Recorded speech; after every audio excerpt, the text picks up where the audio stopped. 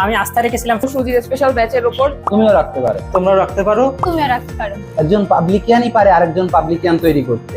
আসসালামু আলাইকুম, আমি মেহরুন আক্তার মিম। আমি জাহাঙ্গীরনগর বিশ্ববিদ্যালয়ে চান্স পেয়েছি। আমি একজন সেকেন্ড টাইমার ছিলাম। গত বছর ঢাকায় থাকার কারণে আমি পরিবেশের সাথে খাপ খাওয়াতে না পেরে ব্যর্থ হই।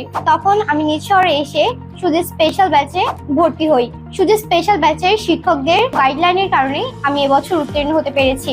সাথে সাথে তাদের উইকলি এক্সাম এবং ডেইলি এক্সামগুলো আমাকে হেল্প করেছে।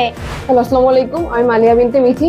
আমি রাজশাহী বিশ্ববিদ্যালয়, জাহাঙ্গীরনগর বিশ্ববিদ্যালয় এবং গুচ্ছ বিশ্ববিদ্যালয়গুলোতে চান্স পেয়েছি। আমি একজন সেকেন্ড টাইমার ছিলাম। আমি ফার্স্ট টাইমে ঢাকাতে কোচিং করেছি এবং আমি নতুন পরিবেশের সাথে খাপ খাইয়ে নিতে পারিনি। তাই সেকেন্ড টাইমে আমি নিজ শহরে এসে সুজির স্পেশাল ব্যাচের উপর ভরসা রেখেছিলাম।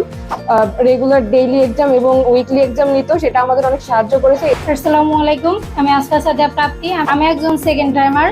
ফার্স্ট টাইমে আমার ব্যর্থতা ছিল যে আমি আমার নিজ শহর থেকে ঢাকাতে গিয়েছিলাম, যেখানে ওই পরিবেশে আমি মানিয়ে নিতে পারিনি, বিধায় আমি পড়াশোনাটাও সেভাবে করতে পারিনি, সেজন্য আমার চান্স হয়নি। সেকেন্ড টাইমে এসে আমি ঝিনাইদহ সুজিত স্পেশাল ব্যাচে ভর্তি হই এবং সেখানে তারা যে দিক নির্দেশনাগুলো দিয়েছে আমি সেইগুলো সঠিকভাবে পালন করেছি।